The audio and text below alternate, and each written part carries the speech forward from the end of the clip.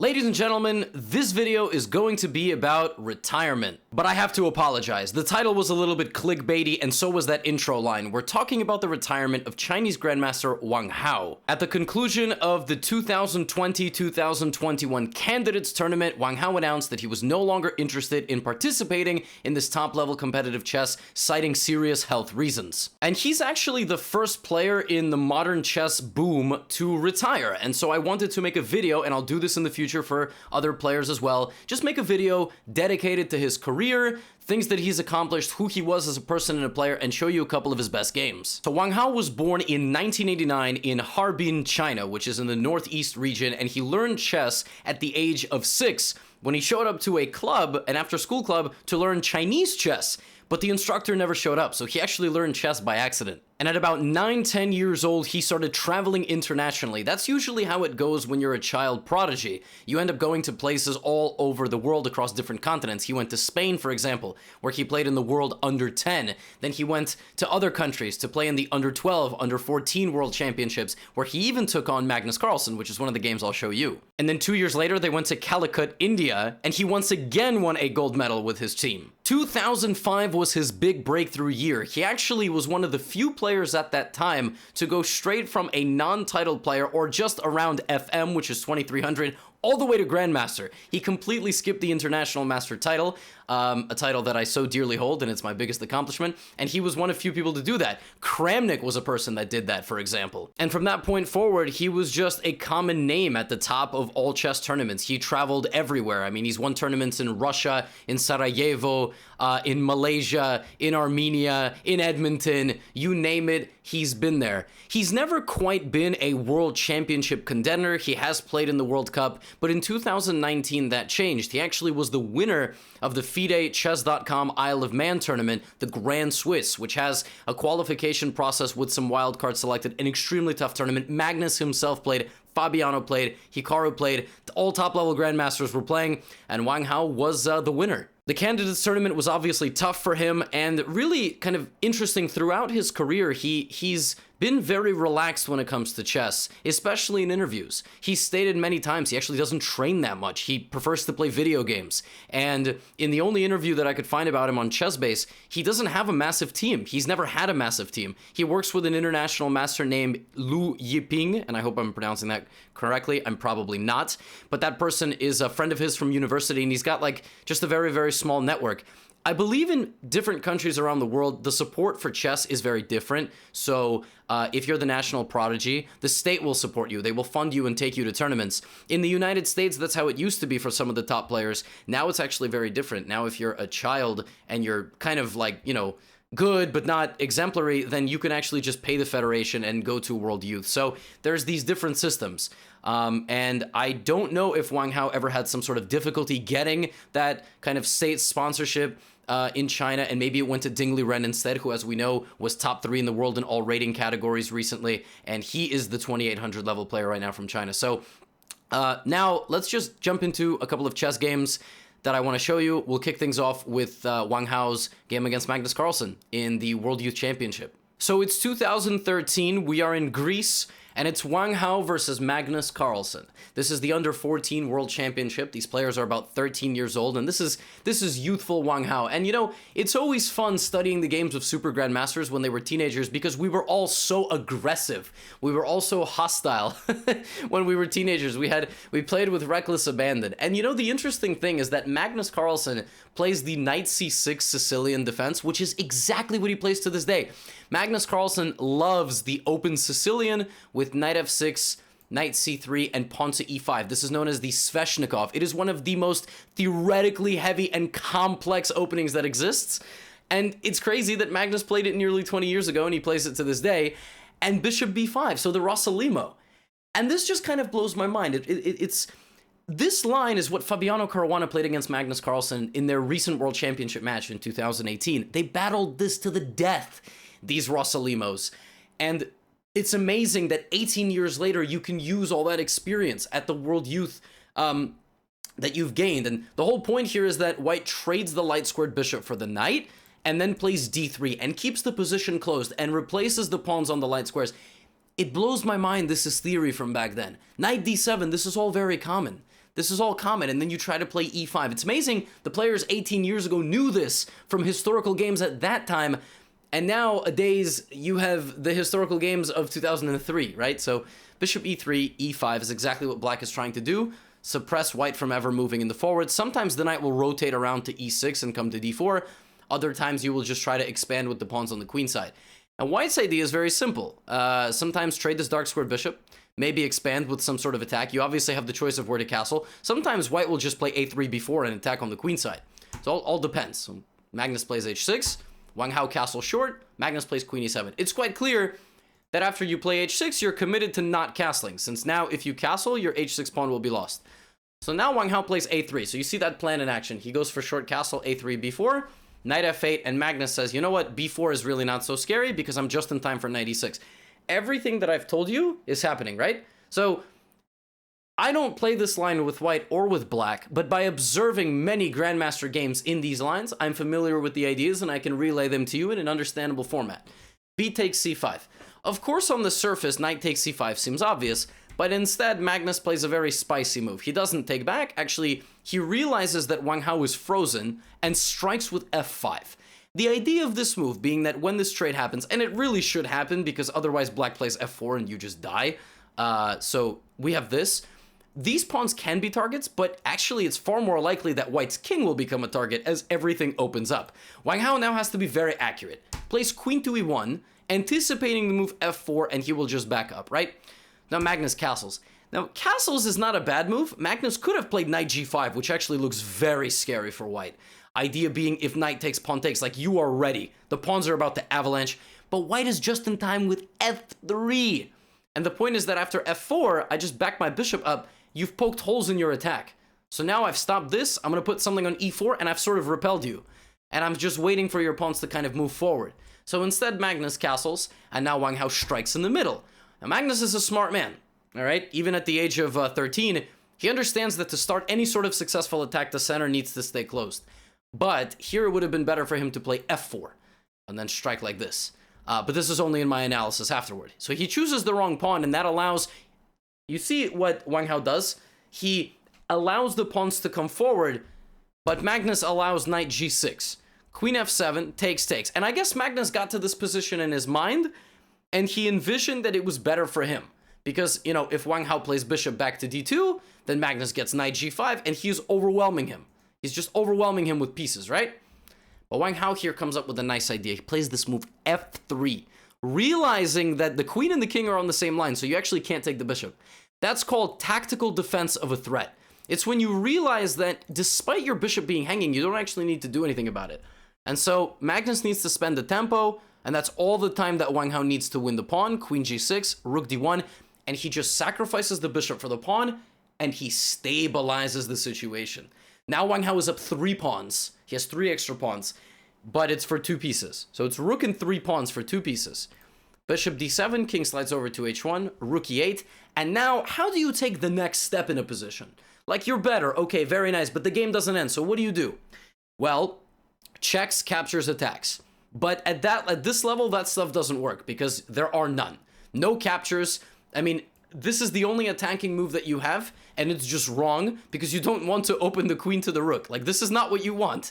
This is the last thing that you want. You don't want to allow this to come at you. So, very nice move here. And at that level, it's all about creating a plan. And you're more than welcome to pause here and find the best plan for white. The best plan is very nice. It involves improving the position of one of your pieces without actually moving it. So feel free to pause. That move is pawn to e5, with the idea to transfer the knight to f6. That's chess at the highest level. Securing dominant control of a square, improving the position of your pieces, and tying them all together. And Magnus is in trouble. He plays knight g5 to prevent knight e4, but now Wang Hao tries to simplify. So if queen takes d3, probably rook takes d3, because this just kind of leaves you with an ugly pawn here. So probably rook d3. Magnus chooses not to trade queens, but now the knight has another way to come. Knight to e2, with the idea to go knight f4. And again, he's not really worried about, you know, the sacrifice on h3. There's nothing really there. Knight to g3. And now the knight is ready to arrive on f5. Queen h4, just a slow move here, queen e3. He could have played knight f5, but I guess he was a little bit uneasy maybe with something here. Actually, no, that's not what he was uneasy about at all, because that's just a queen hang. Okay. I slapped myself on the neck for that stupid comment. Then I don't actually know what he was afraid of, to be honest. I thought he would just go directly to f5. But, okay, he chooses to go queen e3 first, and then he will probably play... Oh, okay, that's his idea. Okay, so he plays queen e3 to play rook f4 and try to... Okay, okay. Wang Hao, damn, you sneaky. He would beat me then too, okay? Rook to f4, he kicks out the queen, and now the knight finally arrives. He's decided to go this way. Nothing wrong with going to f5, but he's a dedicated man. That move all the way back there. He knew, Wang Hao knew that 18 years into the future, I'd have a YouTube video, and the whole point would be to get the knight to the f6 square. So let's land that knight on f6. Let's land that knight on f6, please. Come on, let's land. Nope, we're not gonna. Nope. Well, what? He was. Again, that move could have happened even here. Like, well, maybe a move ago. Like right now, knight f6, just very, very good. A lot of moves here, but look at this. Very nice coordination of the pieces. All made possible because of that move e5. If you go back some moves ago, before Wang Hao actually played the move e5 in this position, his position was a little bit cramped, and this move e5 facilitated a lot of this movement. This knight reroute, activation of the rooks, doubling, no pawn movement. You notice, no pawn movement. The pawns are just kind of the fence, and he plays around the fence. He uses his four most powerful pieces, makes Magnus sacrifice out of desperation, and now a nice finish to the game, rook to g5. Disconnecting the queen from the bishop that attacks the rook, right? The queen and the bishop. He disconnects the queen from teaming up with the bishop, and even though he sacrifices the material, the best players know when it's time to sacrifice. He sacrifices to kill off Magnus's only active defender, which fights for the dark squares, and he ends the game in style. Remember a long time ago I told you about that move knight f6? Well, now it's on the board. And the point is that if you check me, it doesn't matter, I just move up. The game actually ended like this. But the whole point is that, for example, if you move this out of the way, feel free to finish the game here. Feel free to finish the game. Always look for checks. Rook to g8. Beautiful move. Doesn't matter what you take with, I will take your queen. And this knight ultimately did land on f6, and it would prove to be decisive. So, yeah, Wang Hao, you know, any win over Magnus Carlsen is a big one, even if it was 18 years ago, and it was at the World Youth. But very nice game. And remember that this is, you know, 13-year-old Wang Hao. And these two guys are already at Grandmaster strength. Magnus did become a Grandmaster at the age of 13, so, you know, not every day or 13 or 14, but I believe maybe during that year he became a GM, or maybe 1 year later. And the other game that I wanted to show you all is a game that Wang Hao played in 2005. This is the final round of the Dubai Open. Wang Hao got all of his Grandmaster norms in the year 2005. So he got them at the Aeroflot Open in February, where he scored 6.5 out of 9. He got them in the Dubai Open, which was a month and a half later in April 2005. And then in Malaysia in August 2005. So a massive 6 months there where he just achieved his GM norms. This is from Dubai Open, and it's crazy, right? How much around the world they fly. And this is against Giorgi Kacheishvili, who's an extremely strong GM. Born in 1977, he became a GM at the age of 20 in 1997, I believe. Now he lives actually here in New York City, trains a lot of talented players. And this is round 9, so Wang Hao has to win this game to become to get his second GM norm, and he chooses the Slav defense with knight c3, knight f3, and black playing c6 and knight f6. And here you take. There's a couple of ways to play the Slav. Semi-Slav, Chebanenko Slav, Schlechter Slav, I think this is called, with g6, but he chooses to play dc4. And the main line, which is a4 to prevent b5, bishop f5, and there's two ways for white to play, either e3 or knight e5 to try to win this back. Knight e5 leads to a super sharp variation, knight b7, knight c4, queen c7, with the idea to play e5. Here the main line is either g3, or there's other ways for white to play this, like white can also play f3, e4, maybe not in this particular variation, maybe that's after knight b6, there's a variation, knight b6, knight e5, a5, f3, I believe is the other variation. But queen c7, g3, and now the whole point is that black can play e5 and try to strike in the center. There's a trade, bishop f4, which looks like you're pinned, but you defend this by rotating this knight back. And after white develops, basically black's point is that black will castle and support this with some sort of pawn expansion. And this is an extreme theoretical battleground, but 16 years ago, maybe it was not so much. Castles, and again, it's far more common here than in positions that black castles long. It can be very, very standard. There's also a line here after bishop g2, like black can play g5, which I think Morozevich started playing, essentially sacrificing this pawn. Well, not really, because the whole point is that knight takes c4, right? You unpin yourself. The whole point being that, for example, takes, black is very happy here. Queen d4, there is f6. So Morozevich was kind of the genius who started playing g5, but Wang Hao chooses to go this way with f6, knight c5, unpinning himself and going for short castle. Crazy position, by the way, especially to play this against an experienced grandmaster. We have b4 attacking the knight. The knight drops back to e6 to try to get rid of this bishop. Bishop has to decide what to do. And Giorgi here makes an interesting point. He's like, well, black is 2 moves away from castling, right? And I'm fully developed. When you have a lead in development, you should look to pounce on your opponent. Especially if you're just sort of ahead in attacking, and now we have b5. And the point is that you have the bishop, the rook is coming down the c-file. Wang Hao has to be accurate. He plays the only move that doesn't give white a winning position, and that move is the move rook d8, forcing the queen to decide where to go. If the queen plays passive, the knight will probably jump in, the bishop will jump in. Queen c1 is very much a move. Giorgi does play queen c1, and if he played, for example, queen b3, the knight would come and hit the queen again, so that's not very pleasant. Now we have bishop c5. We have pawn takes on c6, pawn takes on c6, and Giorgi tries to punish Wang Hao for not castling, plays bishop takes e5. And the point is you cannot take with the queen, because of course bishop c6 is just not nice, so you take with the pawn. We have knight e4, bishop e7, and knight c4, and white's position looks very good. But after knight d4, counter-attacking, rook protects the pawn, and short castle, black is actually doing fine. So, black is slightly worse from a strategic standpoint in the sense that there are some pawn weaknesses. You have 3 isolated pawns, pawn islands. White is not actually more active anymore. You can say these pieces are active, but the point is that active pieces have targets, and they have prospects, and they have futures. None of these knights can make any forward moves, by the way. None of them. They cannot do anything. White can also not make any forward movements with the rook, unless you say rook a3, which hangs a queen in one move. And also hangs the rook. So there's not a lot of forward movement. So how do you outplay a grandmaster to get a GM norm, right? At the age of 15 or 16, 15. King h1, king h8. Okay, he does it, I can do it. If you ask me why they did that, it's to get their kings off the diagonals. Light square diagonal or potentially dark square diagonal. I don't fully understand it. I don't actually think Wang Hao had to play king h8, but his opponent did it, so he did it.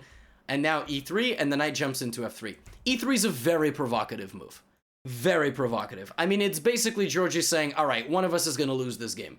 Because it weakens the light squares and you plant your knight on f3. Knight drops back to trade. Okay? Here, Wang Hao plays a beautiful move.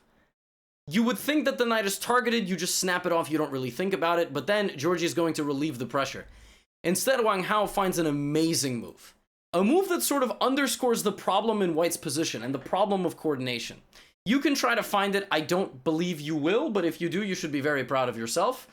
That move, after a dramatic pause, is the incredible move Queen d7. Point being, you can't actually take this knight. If you take like this, I take this, and you're getting laser beamed.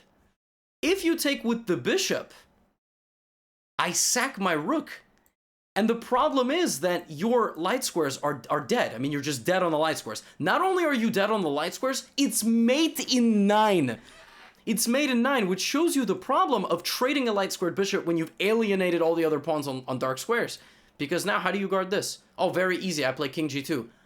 And I just come in with my queen. Very easy. I just guard. Yeah, there's a rook on the other side of the board, bozo. What are you doing? So, Giorgi plays queen a1. Queen d7 is a shock. When the move queen d7 happens, it can be a shocking move, and just a very slow queen e6. With more pressure on the rook pressures the knight, you still can't take. And very likely it's that the best thing to do is just to take and suffer in the endgame, but Giorgi plays knight c5, sacrificing this way to take, so now delaying this by a move. And here, Wang Hao once again plays a beautiful move, underscoring the problem of white's position. Here, it's a very nice move. And this move is the only move to give black a winning advantage. you can once again try to look for it. It's a very classy move. The move is bishop back to d5. Like, why wouldn't you just go all in, right? You know, knight takes, try to apply more pressure. It's actually not so simple. Like, let's say you play queen d5. I mean, I can play, you know, rook e2, for example, and try to play e4 and solidify my light squares. And you bring in the queen to d3. And I play queen a2, and you just can't break through. I'm just guarding everything. It's ugly, but it does the job. You just can't. Bishop d5 forces you to take. Why? Let's say, well, why does it force me to take? What about rook c2? I don't understand. Because of this. Because your knight, look at this. This is the incredible thing about this position. Bishop takes e3. That's the point, is that after takes, this is checkmate. Because you're so passive, you actually are not guarding your rook because I'm pinning you. That's the amazing thing about this move, bishop d5, is that it sets up bishop takes e3. It was not possible on this move, because I would just take your bishop. But because your bishop is guarded and it comes with a check, Wang Hao finds it. And rook e2 doesn't do anything because you would just get laser beamed, which is again why bishop d5 is so important. Just a very nice move. And the correct simplification, and you would think that bishop e3 is stopped, but it's not. Wang Hao calculates this out to the end. It's a lightning bolt. Bishop takes e3. Giorgi calls the bluff. We have check. Queen infiltrates. Only move, king e2. And now another move. You don't take the pawn with check, because if you do, the king will probably run out. Instead, you play the very quiet killing move, pawn to e4. And the king has no moves. And the knight now has no moves, and the king cannot escape. Just one pawn push, and the game is over. Like, the queen and the rook are stranded on the edge, and he finishes it off by taking. The knight blocks. The rook comes to check. The king has to give up the knight. But now you do not just take the knight. You would just lose your queen. So you take a pawn with check, forcing the king up. Because again, if the king goes to d1, then the rook is coming. It's all bad news. Also, rook f1 wins the queen. King d2. Queen takes. King c3. And now the quiet move. Queen back to g5. Threatening this. The queen is coming around from the other side. It's bad news. And Giorgi resigned. And Wang Hao finished the Dubai Open by defeating, he defeated Alexander Ryazantsev, and he defeated Alexander Ryazantsev, and he defeated Giorgi Kacheishvili in 2005, in the final 2 rounds. Like, talk about clutch. You know, he was having a good event, but he defeats a Soviet grandmaster, Russian grandmaster Ryazantsev, and then he beats Giorgi Kacheishvili with the black pieces to clinch a GM norm. I mean, that's pretty boss. And then later in the year, he got 10 out of 11. So, ultimately, that was his second GM norm. Later on, he went on to another event. And I just wanted to show some of these games because, obviously, you know, Wang Hao did cite that one of the major factors of him departing chess is the health concerns and the stress. And Wang Hao was born in 1989. Think about that. He's only 31 years old, which in chess years is not a lot. I mean, some of these players, they compete in their mid-30s, the 40s. I mean, Vishy Anand's competing at the age of 50 with these guys, but it makes sense. If you actually ever read about Wang Hao in some of the interviews that he's given, he's never truly loved the game. In fact, he's also said things like, a lot of the things that we take for granted about chess at the highest level, even I have throughout this video, oh, he travels all over the world and this and that. That's a very stressful event. I can tell you, I have traveled to many different states. I have traveled a couple of times abroad. You don't feel any desire to meet with people for drinks, to hang out, to walk around, to go to the beach. You are constantly focused on the stress of competition. And for a guy like Wang Hao, who's been doing it since the age of 9, think about that. That's 20 years. And I understand, you know, we have professions, 20, 25 years before we retire, 30 years before we retire, 40 years before we retire, but chess is very isolating, and I think that's one of the things that Wang Hao talks about in all the interviews that he's given, is that just not quite an innate enjoyment for him. It can be very stressful, can be very superficial, all the traveling and thinking that chess gives you all these amazing opportunities, because you have to find them yourself outside of chess. And he has said that he's got an interest in investment, and he's got an interest in coaching, for example. He has been a coach. He has a chess academy, and he has trained people. So all the best to him, obviously. And as we get more retirements in the next few years, I will make similar videos like this one. So once again, if you've made it this far in the video, much love. Thank you once again for the support. I've got a lot of different playlists on a lot of different subjects for you to enjoy. And if there's something that I haven't covered, let me know in the comments below. You guys know I read them. Peace out. Get out of here.